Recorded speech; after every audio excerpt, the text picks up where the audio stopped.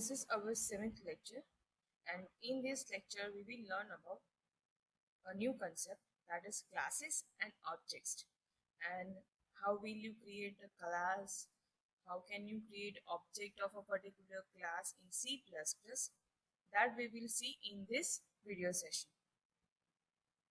In this session we will learn about what is structure in C, that is a quick revision of that. Specifying a class, that means how will you create a new class, creating object of a class, accessing class members, defining member functions.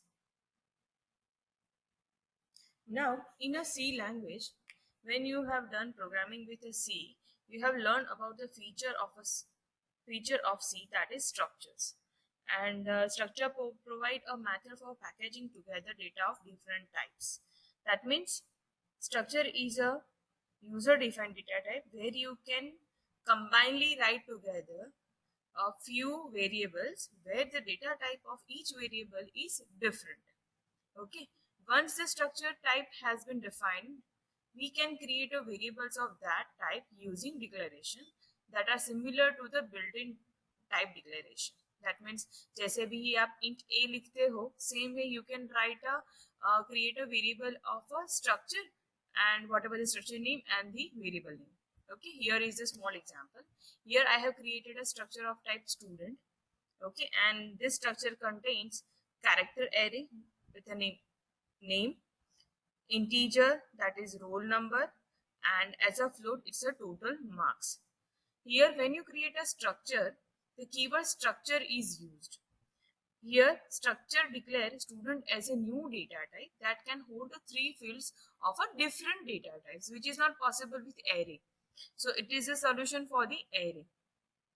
Okay, these fields are known as structure members or elements. जैसे ये name, roll number, total marks जो है उसको structure के elements भी बोल सकते हैं और number भी बोल सकते हैं. The identifier student, which is referred to as structure name or structure tag, can be used to create a variables of a type student. यहाँ पर example में नीचे दिया है कि कैसे declaration किया है. Struct कीवर्ड यूज होता है जब भी स्ट्रक्चर का वेरिएबल बनाना है, तो आपको पहले स्ट्रक्ट कीवर्ड यूज करना है. उसके बाद स्टूडेंट जो आपका स्ट्रक्चर का नाम है, यहाँ पे नाम क्या है, स्टूडेंट है, इसलिए हमने स्टूडेंट लिखा है. अगर आप स्ट्रक्चर आइटम का बनाते हो तो आप यहाँ पे क्या लिखोगे, आइटम लिखोगे. That means it's a user choice. User जिस नाम का स्ट्रक्चर बनाता है उसी नाम को यहाँ पे रेफर करना है. Then there is A. A is nothing but a variable of student structure. That means A is a variable of type student, has the 3 member variables as defined by the template. Now अभी उसके structure के जो members है उसको access करना है, तो यहाँ पे आप डॉट सिंबल यूज कर सकते हो. ठीक है, तो सबसे पहले हमने क्या यूज किया है, strcpy स्ट्रिंग का एक फंक्शन यूज किया है. तो a डॉट नेम में क्या लिखवाया हमने, जॉन लिखवाया. उसके बाद रोल नंबर है 3 times 9, 999 हमने as a roll number assign किया है. तो a dot roll number is equal to 999. उसके बाद मार्क्स मैंने असाइन किए हैं, तो कैसे करेंगे, a dot total marks using assignment operator that is equal and give some value. अगर फाइनल टोटल लेना है तो उसमें कुछ एडिशन करना है, टोटल में एडिशन करना है, तो same way you can also perform arithmetic operations also. a dot total marks plus 5, यानी आपके 595 जो है उसमें 5 ऐड हो जाएंगे. ठीक है, structure can have a arrays, pointer और structure as a member. Nested structure भी पॉसिबल है. स्ट्रक्चर का कोई एक डेटा मेंबर है, वो दूसरे स्ट्रक्चर का वेरिएबल भी हो सकता है. स्ट्रक्चर की एरे बना सकते हो, स्ट्रक्चर का पॉइंटर बना सकते हो. ठीक है, but there are few limitations with the C structure. Here the limitation is it do not support data hiding. That means in your program by any function you can access the data member of the structure. We cannot perform basic operations like add, subtract, etc. on the structure variables. And solution to this data hiding, data encapsulation and binding a operation with a particular which can be performed on the data member of a structure. Okay, so fulfill all of these functions, features The solution is extended to the class which fulfill the OOPS concepts. Okay, so now we are actually going to implement our programs, our problems. We are going to convert it into C++ programs using the OOPS concept, where you first have to learn about the classes and objects. Now, what is class? Class is a group of objects that share common properties and relationships. यानी common properties यानी आपकी particular car है, car is a object, तो car को लेके आप क्या क्या इन्फॉर्मेशन स्टोर कर सकते हो? कार का मॉडल है, कार का नाम है, किस ईयर, कौन से ईयर में बना हुआ है, ठीक है, कार का कलर है, स्पीड लिमिट है, ठीक है। तो ये सब क्या हुआ? प्रॉपर्टीज हुआ। रिलेशनशिप यानी उन सब पे अगर कुछ ऑपरेशन परफॉर्म करना है, that is also possible. That means a class is a way to bind the data and its functions together, which is not possible with the structure. Okay. In C++, class is a new data type that contains member variables and member functions that operates on the variable. This is the technical definition of a class. Class is a new data type that contains member variables and member functions that operates on the variable. अगर एक mark का पूछते हैं कि define class, तो आपको ये दो लाइन ही लिखनी है सिर्फ, ठीक है। So a class is defined with the keyword class. That means जब भी क्लास बनाते हो तो सबसे पहले क्या लिखना पड़ता है? Class itself as a keyword लिखना पड़ता है, जैसे स्ट्रक्चर में स्ट्रक्ट लिखते थे, यहाँ क्लास में क्लास लिखना है, ठीक है। And generally a class specification has two parts. First one is class declaration and second one is class function definition. वो कैसे आएगा वो मैं आपको बाद में बताती हूँ। क्लास डिक्लेरेशन यानी उसके अंदर आप क्लास डिक्लेरेशन के अंदर जितने भी वेरिएबल्स है, जितने भी डेटा मेंबर्स है रिगार्डिंग एनी ऑब्जेक्ट, वो आपको पहले लिस्ट डाउन करने हैं और उसके ऊपर कितने फंक्शंस आप अप्लाई कर सकते हो, तो उन सब का प्रोटोटाइप यहाँ पे क्लास के अंदर लिखना है, ठीक है। यहाँ पर आप ज्यादा देख सकते हो, जैसे यहाँ पे class is a keyword, then class name followed by the class name. Class name आप अपनी चॉइस का दे सकते हो। उसके बाद कर्ली ब्रैकेट्स है और एंडेड विथ सेमीकोलन, यानी क्लास खत्म कहाँ होगा? सेमीकोलन से, जो लास्ट में सिंटेक्स में दिया है। अभी क्लास के अंदर आप प्राइवेट, पब्लिक और प्रोटेक्टेड तीन में से कोई भी टाइप का वेरिएबल और फंक्शन डिक्लेयर कर सकते हो। प्राइवेट अगर वेरिएबल डिक्लेरेशन और फंक्शन डिक्लेरेशन है तो वो वेरिएबल और फंक्शन जो है तो वो उसी क्लास के फंक्शन और वेरिएबल में यूज हो सकता है, एक्सेस हो सकता है। बाहर वॉइड मेन में अगर उस क्लास का प्राइवेट फंक्शन और वेरिएबल यूज करना चाहते हो वो पॉसिबल नहीं है। वेयरएज पब्लिक वेरिएबल और फंक्शन अगर है तो पब्लिक वेरिएबल और फंक्शन दूसरे क्लास के अंदर ये वाले क्लास का फंक्शन ऑब्जेक्ट बना के भी कर सकते हैं, और डायरेक्टली वॉइड मेन के अंदर ये क्लास का जो ऑब्जेक्ट बनेगा और डॉट ऑपरेटर यूज करके वेरिएबल फंक्शन आप एक्सेस कर सकते हो। That is the difference between private and public. Private यानी वो क्लास ही यूज कर सकता है, पब्लिक यानी वो क्लास के बाहर जितने फंक्शंस है, क्लासेस है, उसके अंदर भी यूज हो सकता है, ठीक है।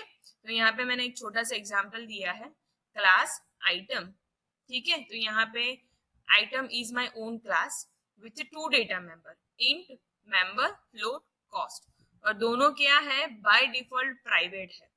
अगर प्राइवेट कीवर्ड नहीं लिखते हैं फिर भी वो क्या करेगा? दोनों को एज अ प्राइवेट ही हैंडल करेगा।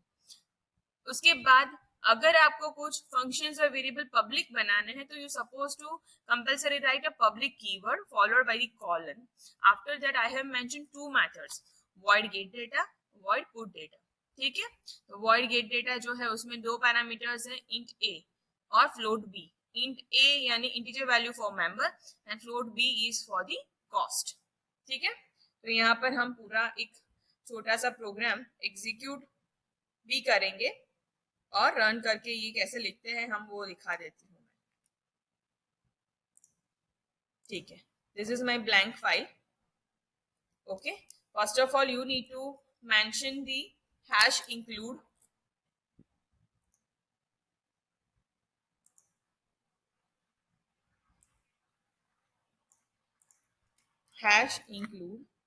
and IO string, ठीक है।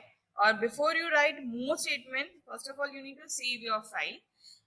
So while saving your file, you can create a one folder, okay, and there you can give a name to the class ex dot cpp. C++ के सभी programmes जो है वो extension cpp से ही save होते हैं. देखो कलर चेंज हो गया ये वाली लाइन का. देन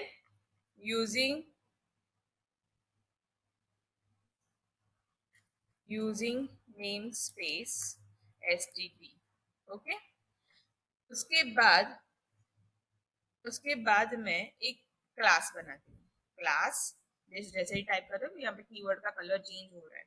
क्लास क्या है, हमें कौन सा वाला बनाना है, आइटम. ठीक है. उसके बाद आपको एम्प्टी कर्ली ब्रैकेट्स देके एंड में सेमीकोलन दे देना है. Okay fine. उसके अंदर आपको दो डेटा मेंबर बनाने हैं. नंबर इंट मेंबर था ना, मेंबर एंड लोड कॉस्ट. ठीक है. So by default these two are the private data members. ठीक है. अभी मुझे कुछ पब्लिक फंक्शंस बनाने हैं क्लास के अंदर, तो मैं क्या लिखूंगी, public keyword followed by the column. Then member और कॉस्ट को कुछ वैल्यूज असाइन करनी है, तो गेट डेटा, इसके अंदर int A for member and float b for the member cost. Same way, whatever the value of member and cost I want to print onto the console, so I will write void print data. ठीक है. Function में कोई parameter नहीं है तो void भी लिख सकते हो, और नहीं लिखना है तो भी ऑप्शनल है. So this is my class with the name item and with having two data members, that is member and cost, and with the two functions get data and print data. तो यहाँ पे class के अंदर हम जो दो functions का नाम दिया है ना, उन दोनों का प्रोटोटाइप ही डिक्लेयर किया है यहाँ पर. ठीक है. So this much is clear. Next, these are the few points which you have to focus on it. The members that have been declared as a private can be accessed only within the class functions. जो मैंने अभी बोला था कि private data members जो है वो class के फंक्शन के अंदर ही यूज हो सकते हैं, वो मैं आपको प्रैक्टिकल करके दिखाऊंगी. Public members can be accessed from the outside class also. That I have also mention कि पब्लिक मेंबर्स जो है वो क्लास के बाहर भी अगर क्लास का ऑब्जेक्ट बनाकर भी एक्सेस उसको कर सकते हो. ठीक है. The data hiding is the key feature of OOPS. So data hiding is a concept of OOPS concept and which is followed by the C++ with the help of classes and objects. ठीक है. Only the member functions can have access to the private data member and member functions. यानी उसका मतलब क्या है कि class के जो मेंबर फंक्शंस यानी फंक्शंस जो है, अगर वो प्राइवेट डेटा मेंबर और प्राइवेट फंक्शन है तो उसी क्लास का फंक्शन उसको एक्सेस कर सकता है, बाहर से कोई नहीं कर सकता है. ठीक है. When we define a class, we are creating a new abstract data type that can be treated like any other built-in data type. यानी जैसे ही आप वेरिएबल बनाते हो इंट का, सेम वे क्लास का भी वेरिएबल बना सकते हो. लेकिन यहाँ पे क्लास का वेरिएबल जो है उसको इंस्टेंस ऑफ क्लास भी बोल सकते हैं और एज ऑब्जेक्ट भी बोलते हैं. ठीक है.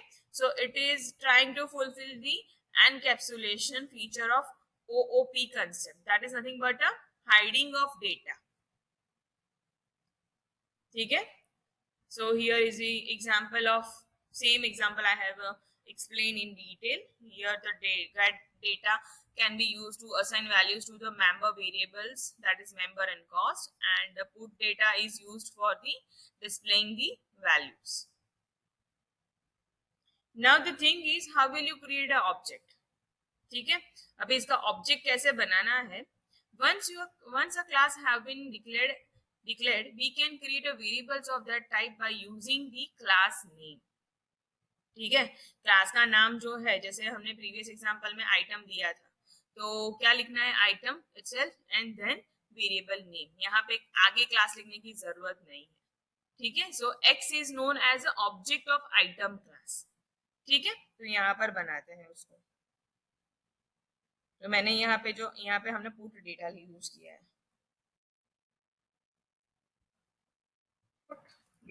ठीक है। तो यहाँ पे मैंने क्लास तो बना दिया, क्लास का ऑब्जेक्ट बनाना है, ठीक है। तो मैं मेन के अंदर बनाऊंगी। तो first of all I need to write int main, return statement return 0,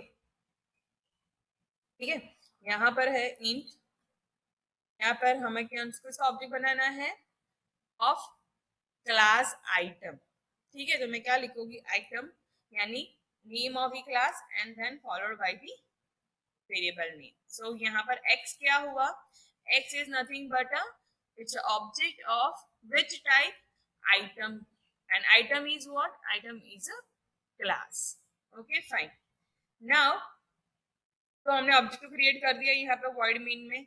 दूसरा ऑप्शन है, अगर ऑब्जेक्ट आप क्लास के क्रिएशन के टाइम पे लिखना चाहते हो तो यहाँ पे भी लिख सकते हो, जैसे y और z, ठीक है। तो y और z जो है वो आपके CPP का ये प्रोग्राम है, C++ का प्रोग्राम, उसमें जितने भी फंक्शंस होंगे वहां पे y और z है ग्लोबल वेरिएबल हो जाएगा। और यहाँ पे x जो है उसका स्कोप कितना है, x is accessible within the main function only, ठीक है। तो y and z are known as global variables, global objects of a item class, and here in a main x is known as the local object of item class, ठीक है। So this much is done, creating of class and creating objects of class. So this slide is over. Next, how will you access the data members, ठीक है। तो यहाँ पर देखो आप, data members जो है ना वो डॉट ऑपरेटर से यूज होता है, ठीक है। यहाँ पे लिखा है मैंने, class members are accessed within the help of dot symbol. So object name dot function name and whatever the parameter is there, or else object name dot member name. Okay, fine. So I will try to fulfill this with the practical.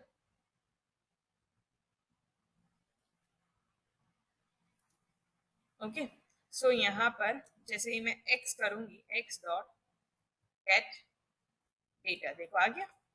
और यहाँ से मैंने value भेज दी, पहली value है number के लिए तो 10 और दूसरी वैल्यू है फ्लोट के लिए, ठीक है। तो फ्लोट का मैंने 10.10 दे दिया, ठीक है। तो this way using this dot operator you can assign a values to get particular variables and all. X dot put data, data का कोई पैरामीटर नहीं है, यानी ये जो फंक्शंस मैंने कॉल किए, call is nothing but accessing the functions of a x item class, ठीक है। अभी फंक्शंस एक्सेस कर लिए, अभी मैं ऐसे कुछ कर सकती हूँ, x dot val, x dot नाम member and cost, x dot member is equal to, मैं डायरेक्टली यहाँ पे 100 असाइन कर रही हूँ, ठीक है। मैंने इसको कंपाइल किया, देखो कंपाइल के टाइम पे क्या एरर दिया, यहाँ पे देखो, यहाँ पे मैंने ब्लू कलर से लाइन हाईलाइट की है, that means member is a private data member, so this way you can not access, ठीक है।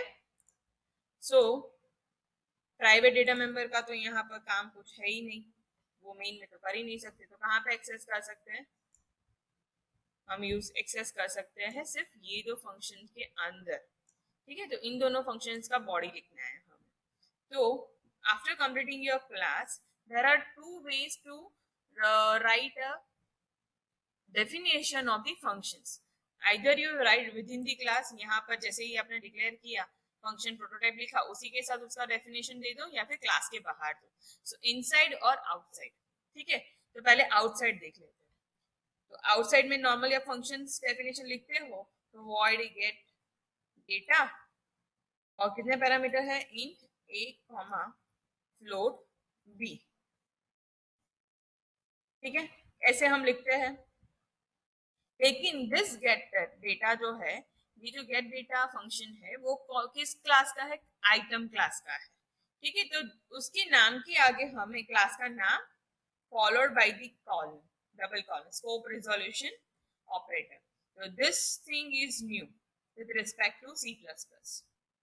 ओके, यहाँ पे आप क्या करोगे, जैसे मेंबर है is equal to A, we are assigning whatever the value of A and B to the member and cost. Cost is equal to B. ठीक है, अभी देखो कोई मैंने ये कमेंट कर दिया, लाइन रिमूव कर देती हूँ, अब मैं रन करती हूँ, कंपाइल हो गया, सक्सेसफुली हो गया, बिल्ड हो गया, ठीक है, एंड एग्जीक्यूट, लेकिन कुछ प्रिंट नहीं होगा, ठीक है।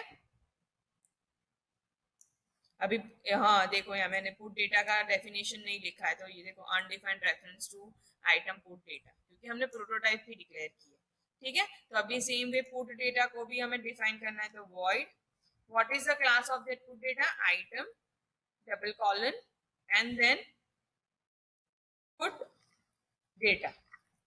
In this statement, what I will write, cout member value is equal to क्या है, member ENDL, ठीक है। सेम लाइन कॉपी करके I will print cost, ठीक है। अभी रन करेंगे तो हमने दोनों फंक्शंस को कॉल तो किया ही है, तो अभी जब भी रन करेंगे, what will the value of member, member value will be the 10 and the cost value will be the 10.10.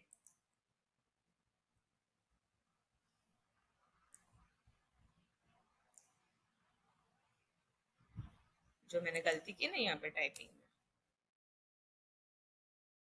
Compile successfully, build successfully and execute, देखो दोनों की वैल्यू आ गई यहाँ पर 10 एंड 10.1, ठीक है। So here with this example, what you have done, class item, that means we have defined one class with a name item with a two data member, that is member and cost, and two functions get data and put data, दोनों का definition लिखा, get data का definition, put data का definition, और void main के int main के अंदर क्या किया हमने, item x करके उसका एक ऑब्जेक्ट बनाया, और उस ऑब्जेक्ट की नेम की हेल्प से using the dot operator we have called both the methods get data and put data. Fine. Now ये हुआ outside the class definition. अभी जो put data है उसमें से मैंने ये दो लाइन कॉपी किया, और ये जो कोड है ना उसको मैंने कमेंट किया, ठीक है, and I am writing that code within the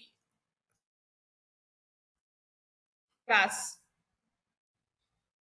So this is also possible. This is called as inline definition of the function of your class. देखो वही है, काम तो वही होगा, ठीक है। Member value is 10 and cost value is 10.1.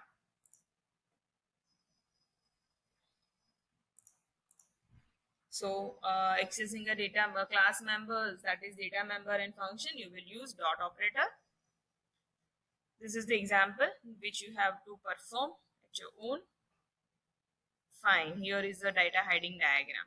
देखो यहाँ पे पब्लिक एरिया जो है वहां पर एंट्री दी है, लेकिन no entry for the private area. Fine. तो प्राइवेट डेटा मेंबर अगर एक्सेस करना है तो किसके थ्रू होगा, पब्लिक एरिया में जो फंक्शन दिए हैं उसी के थ्रू ही हम public data as well as public functions and data को एक्सेस कर सकते हैं, ठीक है.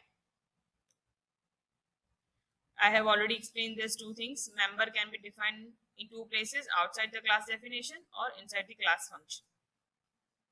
So here is explanation of that. Class label, हमने जो item double colon लिखा था, that is nothing but a label.